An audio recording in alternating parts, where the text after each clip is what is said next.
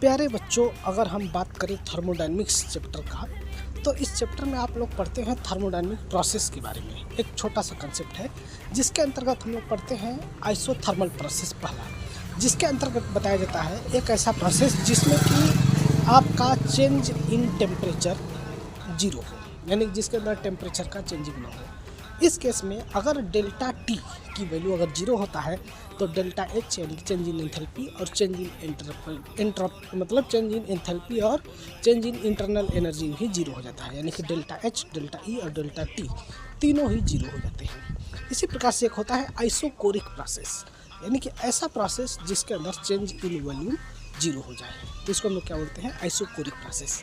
इसी प्रकार से आता है एक एडियाबैटिक प्रोसेस जिसके अंदर चेंज इन हीट जीरो होता है, अर्थात इस केस में आपका डेल्टा क्यू की वैल्यू जीरो हो जाता है। इसी प्रकार से एक आता है आइसोबैरिक प्रोसेस जिसके अंतर्गत आपका चेंज इन प्रेशर जीरो होता है ना, यानी कि इसको हम बोल सकते हैं डेल्टा पी की वैल्यू जीरो हो जाएगा, यानी कि प्रेशर इस केस में कांस्टेंट होता है। इसी प्रकार से आता है साइक्लिक प्रोसेस। साइक्लिक प्रोसेस के अंतर्गत रिएक्शन जहाँ से स्टार्ट होता है वहीं पर पहुंच जाए तो उसको हम लोग क्या बोलते हैं, साइक्लिक प्रोसेस बोलते हैं। यानी कि इस केस में आपका चेंज इन इंटरनल एनर्जी क्या हो जाता है, जीरो हो जाता है। इसी प्रकार से होते हैं रिवर्सिबल प्रोसेस और इरिवर्सिबल प्रोसेस। तो ये रिवर्सिबल और इरिवर्सिबल प्रोसेस क्या होते हैं, ये चीज़ आपको कमेंट करके बताना है।